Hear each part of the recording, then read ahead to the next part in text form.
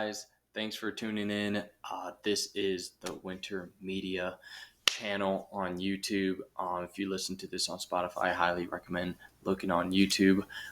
We are talking about sports and global events today, so I hope you enjoy.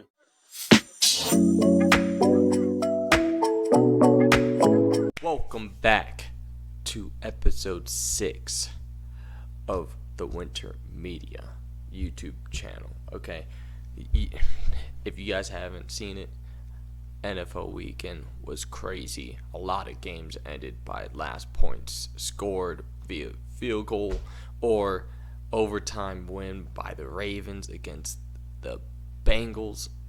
Insane game to watch. Okay, and then we're going to hop into some news. We got a lot of news to cover tonight. We're going to lightly touch on the majority of it. Okay, so let's get right into it. Bucks lose to the Falcons in overtime this week. Bears stomped on the Panthers 36-10. Go Bears. Dolphins beat the Patriots 15-10. Jets lose to the Vikings 23-17. Browns lose to the Commanders 34-13. Ugh. Colts lose to the Jaguars 34-37. Bills lose to the Texans 20-23. Raiders lose to the Broncos 18-34. Ravens lose to the win. They won against the Bengals 41-38. Cardinals won against the 49ers 24-23. Giants won against the Seahawks 29-20. Packers won 24-19. Saints lost tonight to the Chiefs 26-13. Cowboys won 20-17. All right, let's get right into it, bro. The Bills, they're just falling apart.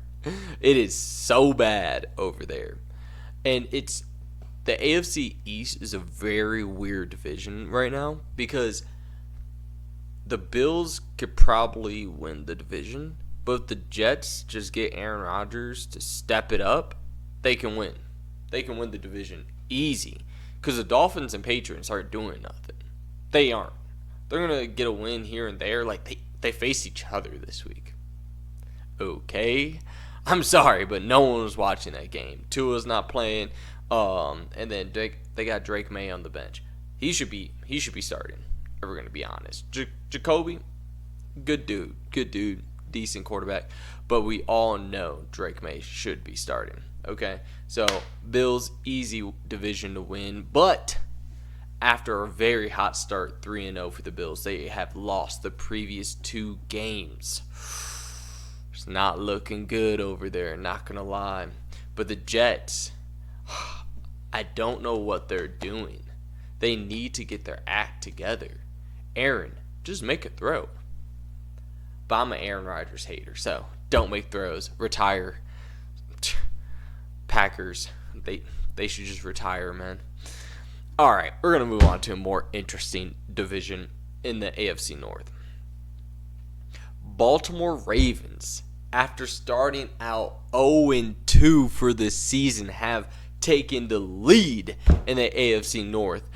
3 wins, 2 losses, above the Pittsburgh Steelers, 3 wins, 2 losses, and certainly above the Cleveland Browns and Cincinnati Bengals. Now, here's a shock for you. Bengals are still going to win, get to the playoffs. They're going to get to the playoffs, and they're going to be the 2nd seed in the AFC North, and they're probably going to be the last team to make the playoffs because every single game they have lost, it never looked bad. They needed adjustments. Every team needs adjustments, but they never looked like they were just really out of the game and they were just terrible. They didn't. And for that fact alone, I believe that they're going to be 2nd in the division, going to the playoffs, probably making it as the 7th seed. Pittsburgh Steelers. Listen, everyone got all high talking about Justin Fields is this, Justin Fields is that. Guess what? Justin Fields is back. This is the same stuff we saw in Chicago. Every single time I watch the Pittsburgh Steelers, he has bad body language. Every time something goes wrong, bad body language. Always, never, without a shadow of a doubt, does he have good body language. It is a very bad habit. And the Pittsburgh Steelers need to look at that, because that's demoralizing to the team. Because as a lot of men, they don't look at the other men in their eyes or at their mouth when they're speaking to them. They look more at the body language. So as soon as a guy sees a guy like, like, you threw the pick. What are you talking about? Like, it ain't nobody else's fault. You threw it. So they need to fix that off of Justin. I do hope Justin does a little bit better, but I also hope that he loses, because look, you ain't gonna go to another team and then talk crap on the Chicago Bears when you couldn't do nothing anyways. It's not like you were a good quarterback. Let me dial it back. Justin Fields is a good quarterback. He'll be an amazing backup quarterback, but if he starts, he will never make a Pro Bowl. And if he does ever make a Pro Bowl, he ain't going to the second round of the playoffs. I can tell you that for sure. Unless that defense is going crazy. Other than that, hey man, Pittsburgh Steelers, you gotta start Russell Wilson ASAP, because Justin Fields just dropped 2 games. You want to get back in that division lead, because towards the end of the year is gonna get uncomfortable for Justin. Justin already has said he does not like the cold weather. Pay attention to that. Okay, he said it in Chicago. He meant it. Okay, he does not like the cold weather. Okay, moving on. AFC South. Them boys in Houston are ballers. Let's go, baby. Now, Houston Texans went in and did their thing. They should have lost that game, but they got the ball back to go down, at least get in field goal range, get the field goal, win the game. Okay, so congrats to them. They do their thing. I'm all good for them. Now, the Indianapolis Colts. What are we doing? You got Joe Flacco back there, and you lose the game.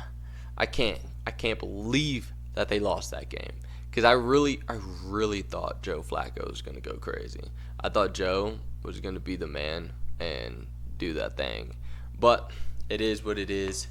Nothing you could do. Tennessee Titans, they had their bye this week, so nothing new about them. No new memes. Like, that's the only thing coming out the Tennessee Titans locker room or whatnot, so it's whatever. Jacksonville Jaguars is bad over there, brother. Listen, Trevor Lawrence, you got your win, but there's still something missing, I just want to see more aggressiveness out of Trevor Lawrence, to be like, I am the man. This is my team. No matter what happens, we will be within a field goal or a touchdown to win a game. They got blown out a few times this year. I mean, you can see the point differential right there. 46 points negative. I get it. You might not have all your wide receivers, all your offensive weapons, and I get it. The defense might not be doing their job. But as the franchise quarterback, starting quarterback, first-round pick, you were the man in Clemson. Time to go in the NFL and do something. I know he can. He came back and beat Justin Herbert down 27 points at the halftime. Came back and won that game in the playoffs. Come on. You're telling me you can't win some regular season games? Come on, man. We need to see more. We need me to see more quickly. Now, moving on to the AFC West. Nothing much happening with the teams below. Kansas City Chiefs 5-0. They're going into a bye. Good for them. They have an early season bye, so I wonder how that's going to affect them going forward. Okay. Chargers had a bye this week, and then the Broncos beat the Las Vegas Raiders. Bo Nix, hey man, I said Bo Nix wasn't going to do good. He did good. He did good. I'll give him that. He did good this week. But I still don't believe. I still don't believe in them. I don't believe in them at all. I mean, Sean Payton, yeah, you're doing all right, but you're not doing enough for me to say, let's get it. The Raiders, they just got to get rid of Davante Adams at this point. He's just becoming a locker room destroyer for this team. They need to get rid of him ASAP, because the thing is that they understand, right, that Davante Adams wants out. And they see all that negativity just spewing around in the locker room, and then they don't do anything about it. You have to get Davante Adams out of there ASAP, okay? Moving on to the NFC East. Alrighty. Washington Commanders had a decisive win this week. Okay, keeping their division lead. They're 4-1. Jaden Daniels is looking good. I mean, I think it's more the play calling and coaching rather than the player himself. Dak Prescott they fought and clawed against the Steelers and got that win on the road. Hey, congratulations, Dak. You did something. With that win, if he can get 2 to 3 more wins like that on the road this season, I'll believe. I will believe. But just one win isn't good enough for me. I need to see it 2 to 3 more times on the road. Tight game. You go down there and you win the game. That's what I'm going to need to see from Dak. Philadelphia had a bye this week. Giants, they won against the Seahawks. The Giants looked decent. Not gonna lie, they looked decent. Daniel Jones was flinging that thing a little bit. So I'm not expecting much from them, to be honest. I think they played hard. They got that win. They obviously see that the NFC East is still very winnable. If Washington loses the next 2 games and the Giants win the next 2 games, they're right there to take the lead in the NFC East. So who knows? Who knows what happens? So I doubt that will happen. I think the Giants are going to be last in the division. I think the Eagles are going to be first. I think Dallas Cowboys are going to stay where they're at. Second, Commanders are going to be third. That's my predictions before the season started. But good thing we're doing a halfway through the season update report on who I think is going to make the playoffs. Okay, now moving on to the best division in the National Football League right now, the NFC North. You can debate me all you want. The NFC North is the best division in the National Football League right now. You got Caleb Williams looking real nice and clean, okay? I was telling my buddies, I was telling people, I said, Bears going to win by at least 20. At least 20. They said, but the Panthers did so good last. I don't care. Bears winning by 20, and they went out there and won by 26. Let's go. Like, that's what I'm talking about.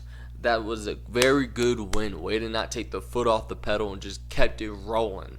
Okay, that's what I like to see. Now we got to carry that over into better teams, better games, okay, better defenses, okay? We got to carry that over and keep it going. Now, the Minnesota Vikings and Green Bay Packers played in London this week, and Vikings won.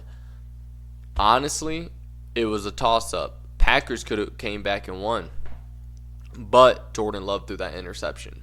I believe he threw the interception of the game, and they were coming. They were coming down to win that game. Vikings got lucky. Now, they're 5-0.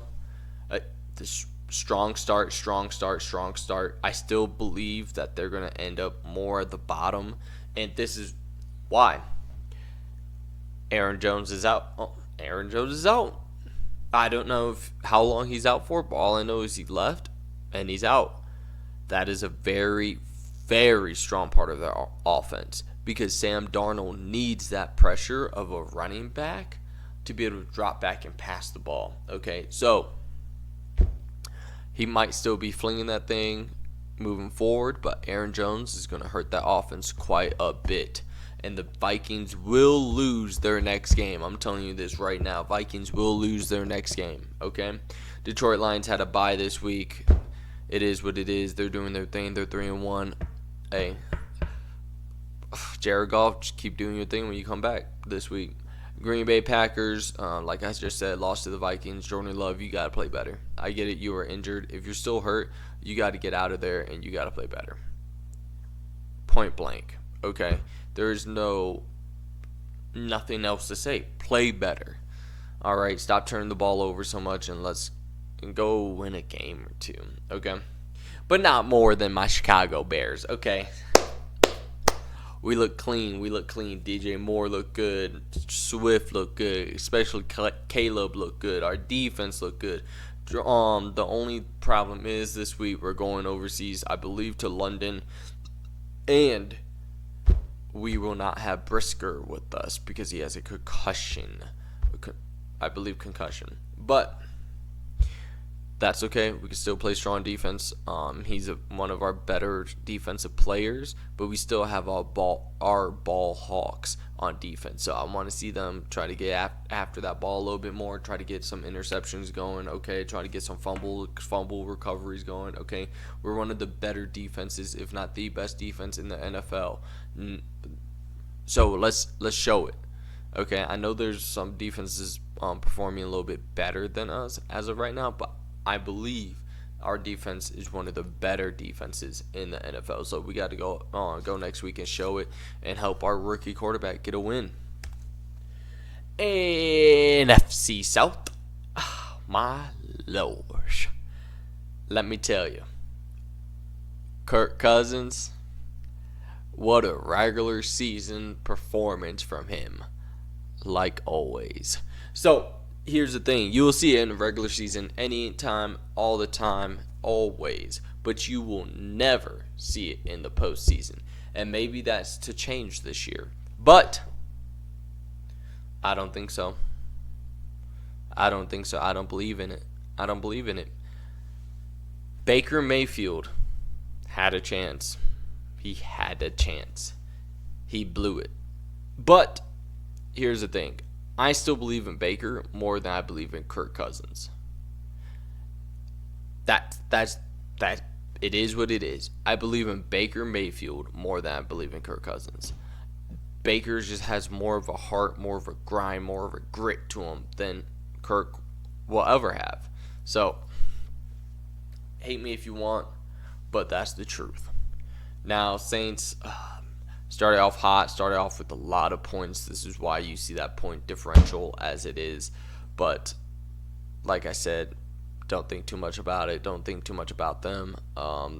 They're just going to start losing a lot more games. They have 3 straight losses. So they either got to trade for Devontae or, hey, hope for that number 1 pick or top 5 pick. Okay.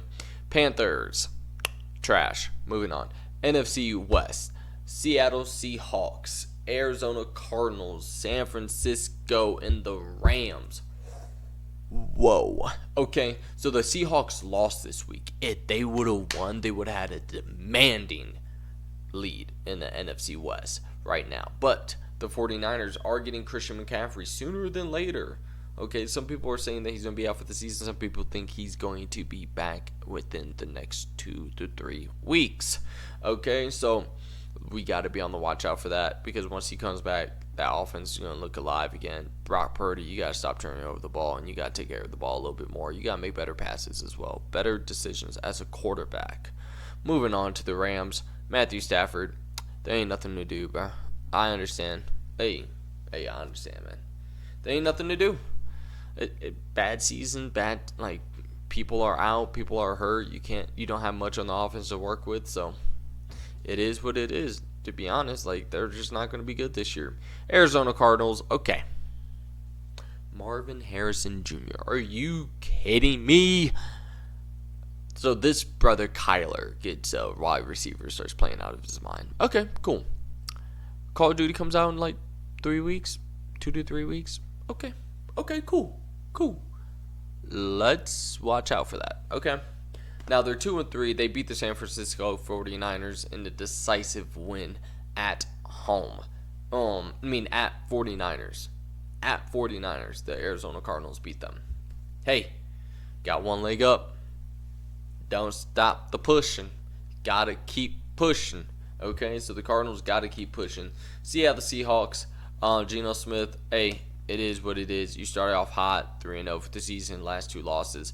Okay, and one of them's to the Giants. That tells me your team's not going in a very good direction. Okay, the Giants they're not a very good team, and the Seahawks they're definitely a better team than the Giants, but they lost. So you guys have to play better. You guys have to step it up. You guys cannot lower your competition when you see the competition across the field, and you got to win those easy games, especially in the division with the 49ers and what seems to be a new, well-vamped Cardinals and a wild card in Matthew Stafford and the Rams. So let's get right into it. My predictions for the week.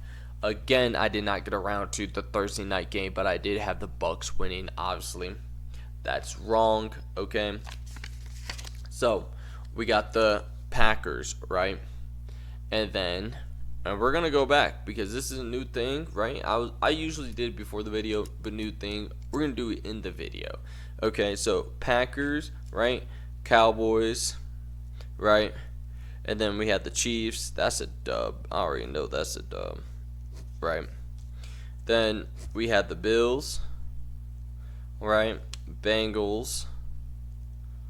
And every week, if you're new, every week I do this, okay?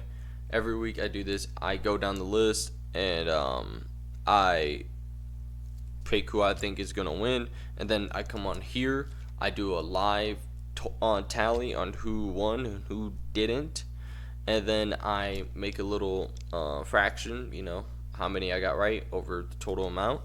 And then I tell you guys how well I did this week. And I didn't do that well this week, if I'm going to be honest. I did, but I didn't.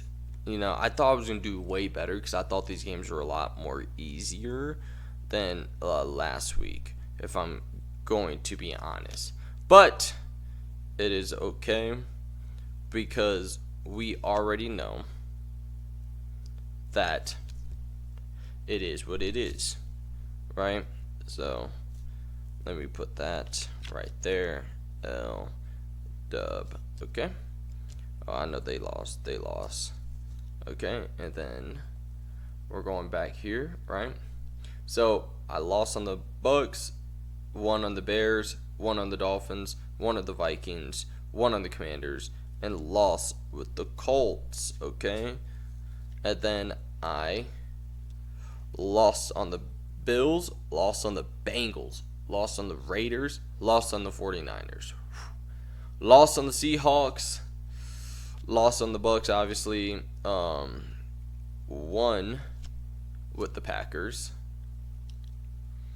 right? Yeah, won with the Packers. Oh, Vikings faced the Jets. I'm so sorry. Whatever. Vikings faced the Jets. Good win by Jordan Love. Jordan Love did win this week. That's a huge mistake by me. But that's okay. This is my channel, my thing. We do what we want here, okay? But correction, Packers did win this week. Jordan Love did. I believe he did have an interception, but he still clutched up and won that game for the Green Bay Packers. And then the Vikings destroyed the Jets, okay? 23-17. Oh, not destroyed. Decently won against the Jets, 23-17, and Aaron Rodgers made that interception to lose the game, okay? And then the Cowboys right, Chiefs right. Okay, so that's 1, 2, 3, 4, 5, 6, 7. 7 out of 8, 9, 10, 11, 12, 13, 14. Hey, I went 50% this week, okay? With my predictions, I went 50%. Okay, guys, so now we're going to go ahead and switch it up. Like always, we're going to switch it to the more political news, world news, global news, domestic news, your favorite kind of news from the Winter Media channel crew, which is just moi. Okay, we're going to switch over to there, and we're going to talk about some interesting topics, alright? So, highlight of the news. Okay, we're going to go through every topic real quick, then we're going to start back at the top and work our way down. Still not enough help from our president to the victims of the first devastating hurricane. I say first because another one might be coming. Kamala Harris's campaign is done after Tim Walz's costly words. Yeah, he did mess up pretty bad there, not going to lie. Why did the mediator fact check? Why is there no fact checking for the vice presidential debate? U.S. airstrikes over a dozen targets in Yemen. Why are we still in Yemen? Mexican mayor dies within a week into office. Very concerning. I'll tell that from the American side of it, as well as what the Mexican president had to say about it. And then Russia jails a 72-year-old man from the United States of America, and he's being accused of being a mercenary for Ukraine, and that at least 16 people are confirmed dead in Bosnia after a landslide. Okay, so let's start back at the top. Still not enough help from our president to the victims of the first devastating hurricane. This is a shame. These people are hurting. These people need help. There needs to be actively search and rescue at least 20 hours out of the day. At least 20 hours out of the day. You need to send people who can actually go find people. Okay, whether that's veterans who want to step up and help, or that's active military people who know how to go into the woods, into the mountains, and go find people. We still have thousands of people missing, and they might be dead. We don't know, but we should find that out now instead of waiting a month from now. Okay, it's been a week. It's been over a week now. This has to get done. This has to get done. No excuses. This is absolutely ridiculous from our current administration to not be helping our own Americans in a devastating natural disaster, and you to sit back and keep signing bills and sending money overseas to multiple different places when you could use that money to help the people here. Okay? Not $750 for people who can go online and apply. They don't have power. Okay? How are they going to apply if they don't have power? That is the stupidest thing I've ever seen in my life. Go online and apply for $750 after having your home, your car, everything you ever built in your life swept away in a hurricane. It is ridiculous. And then you send over billions with a B dollars over to Europe to fight wars that we have no business in.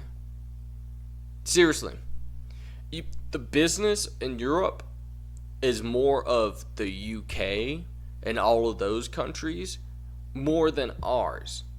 Okay, we make it our business to preserve democracy. They don't want democracy over there. They've already came out and said, we do not want democracy in our countries. We believe in a different kind of political system. Cool. But we gotta stop. We gotta stop this ridiculousness of doing idiotic things like $750. Just that amount alone is so disrespectful in my mind, because that nowadays that doesn't even pay half of somebody's rent for 1 month. And if you have a family of 4, that doesn't even get you groceries for a whole month for that family. Honestly. Some people's car payments are more than $750 a month between 2 cars. 2 parents, 4 kids, they have 2 cars. They have 2 cars that's $350 each. That's not $350 each. $450 each. That's $900 a month. Like, come on. It's honestly infuriating that she even came out and said that. Like, offer these people a couple $1,000s and send people over there to help them instead of people having to get up off their couch and stop working for a week or two and go down to those disaster areas and help those people by their own volunteer choice. Moving on. This guy, Tim Walz. I don't know if he knows what he's saying. Okay? Now, SNL made fun of it. A lot of other people are pointing it out. I think that people need to pay attention more to what these politicians are saying. Now, Trump's vice president, okay, he did a good job speaking, articulating. He looked like a what can I say? Like a back in the 50s, 40s, 60s, whatever you want to say, like that kind of leader to become president, right? And I get it, he's becoming vice president, but they're actually trying to, a lot of rumors in the Republican Party to kind of form him into being the guy to run for presidency next. But Tim Walz is too old. He doesn't know what he's saying. He said, I quote, Tim Walz said on live TV, I became friends with school shooters. You have to be out of your mind to actually say that, because it makes no sense why those words will even come out your mouth. Even in the same sentence, I friend school shooter. That should never come out your mouth, especially when you're a vice president, especially when a lot of your campaign is saying that we're going to make American schools safer. That's not a good way to approach it. And a lot of people on the right they're attacking that. But a lot of people on the left are ignoring that. The people in the middle are the ones coming out and saying, yeah, we don't want that. We've seen what 4 years of we don't know what we're saying is doing for the country. So a lot of the people that are in the middle / independents, they're actually leaning more towards Trump. Each debate that the Democrats have taken against the Republican nominee Trump, it just heightened Trump's likeness, and the assassination helped, and everything just is helping Trump in this election. So it was very interesting how the Democrats do not see what people actually want, and they're just trying to push their own agenda and shove it down people's throats. Be like it, vote for us because you like what we're telling you to like. And a lot of people are kind of coming out of that funk and saying, no, we decide on our own. And it's interesting to see what's happening with the polls. Even the more left wing news networks are coming out with polls showing that Trump is winning due to Kamala Harris and Tim Walz either not doing enough, saying the wrong things, or repeating the same old lame story that no one cares about and not answering the question. They go off on a rant to something else. So, election is getting close. It's going to be interesting to see what happens. Now, why did the mediator, just a little segue. Why did the mediator fact check, and why was there no fact checking? So, let's hit the second question first. Why was there no fact checking? Probably because they got caught cheating the last debate, and it's very well known that they got caught, but no one wants to report on the story because that person actually died in a car crash a day or two after coming out with the story. Who could have guessed that? Now, why did the mediator fact check? Because she wants to try to make a name for herself. That's all it is. She knew the rules. She knew what she was supposed to say and what she wasn't supposed to say. She tried to make a name for herself and try to put it out there. Or maybe she got paid by someone to put it out there, stuff like that. Like I've said before, we need to go back to those old style kind of debates. Okay? Two people stand up there, one mediator who just asks a question and shuts up, and let the two people talk it out like reasonable adults, reasonable people who want to be leaders of the country. Okay? Not people who like need help leaning into an answer, or people who want to just make fun of that person next to them. Okay, we just need good old fashioned debates back, welcoming back into our society sooner than later. Okay. Now, the the United States of America have done airstrikes to over a dozen targets in Yemen. Why are we still in Yemen? Okay, this is a huge thing for no reason. A lot of people agree we should not be in Yemen right now.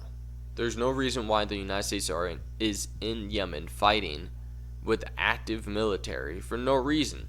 And for the people who say we're in Yemen and it's not a war, it is a war. It is a war. Our country is just not recognizing it as a war because of the current administration. It's a war. We've been in there for years fighting people in Yemen. We gotta leave those people alone. Let them build their country back up. Okay, everywhere they're gonna have terrorists. Okay, but we're not the ones who are gonna go in and solve it. We tried that with the Obama administration. Obama administration built ISIS to stop Al Qaeda, and then ISIS took over. What's the point of, what are we doing over there? We're not doing anything over there. We're not helping, okay? And we're certainly not helping the people over there as well. We have to withdraw our troops, bring them home, okay? Our troops don't want to be over there.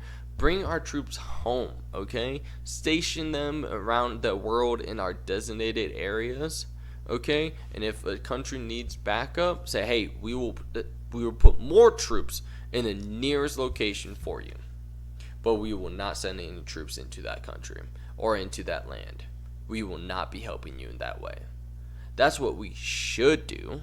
But a lot of people that are in power right now, they don't care.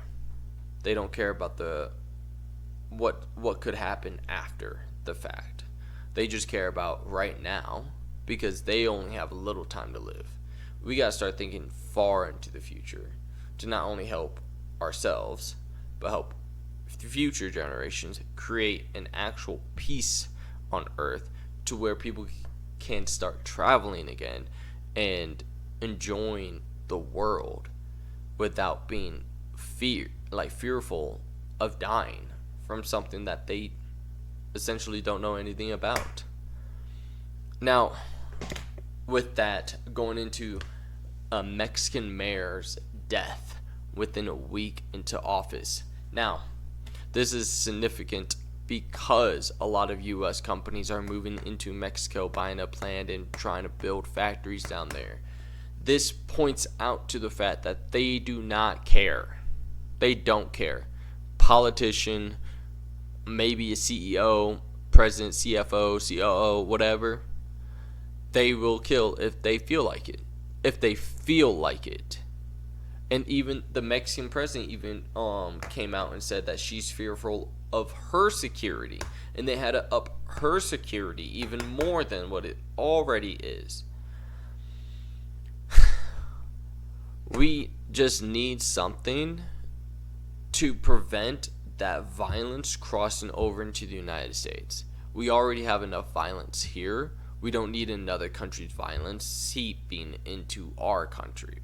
Okay, and Mexico is still one of the biggest countries to bring in illegal drugs, and they're bringing in more and more fentanyl as well. We gotta do something. We got to do something. The people in America are dying. They're being hooked on drugs for no reason. And kids are being exposed to this for what? This is ridiculous. People say, well, it's just America. No. It's not just America. It's the people in power making bad decisions left and right, and then we keep them in power. We got to tear these people out of office. Tear them out of office. Because this is ridiculous at this point. Too much is going on for these people to stay in power. We just got to get new people in offices everywhere. New people. People who actually will stand by their cause, their agendas, their policies, and move forward with it, okay? And just try it out. Just try it out. Because you never know what could happen if you just try it out. Now, moving on to somebody who probably shouldn't have been trying it out. A 72-year-old man accused of being a mercenary for Ukraine was imprisoned. It says jailed, but imprisoned in Russia. And he's actually a United States American citizen, I believe. That's what all the reports are saying, that he's a citizen, okay? That's bad news. That's bad news. I know the United States will try to push this as an agenda, as to get into some kind of war to fuel the military industrial complex and just start drawing money out from nowhere. But we can't.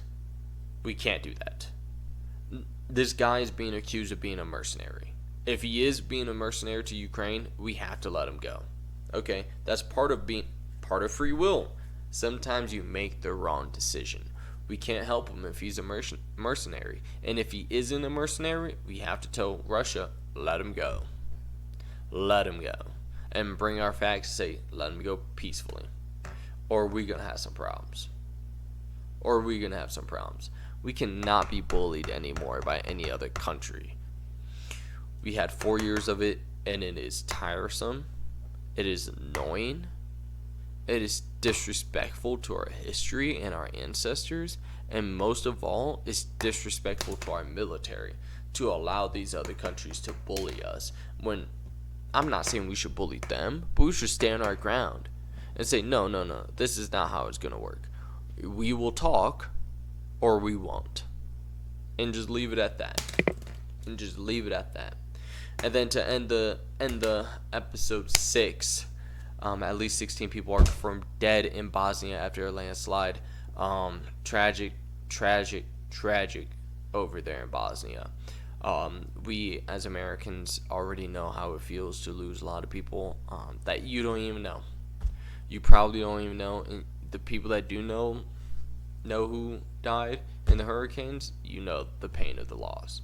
By something tragic, by something spontaneous, not like so spontaneous that you couldn't prepare, but spontaneous as in we thought it was going to be a lot lighter than what it was. I just pray for Bosnia as a country. I pray that they help those people and their family members faster, because it was a landslide into a town, so there's other people that need help as well. Okay, so other than that, thank you for joining me again. Go ahead, hit that like button. Go ahead, hit that subscribe button. Go ahead and comment below what was your favorite part about the episode. And thank you for joining me, and I will see you next time. Deuces.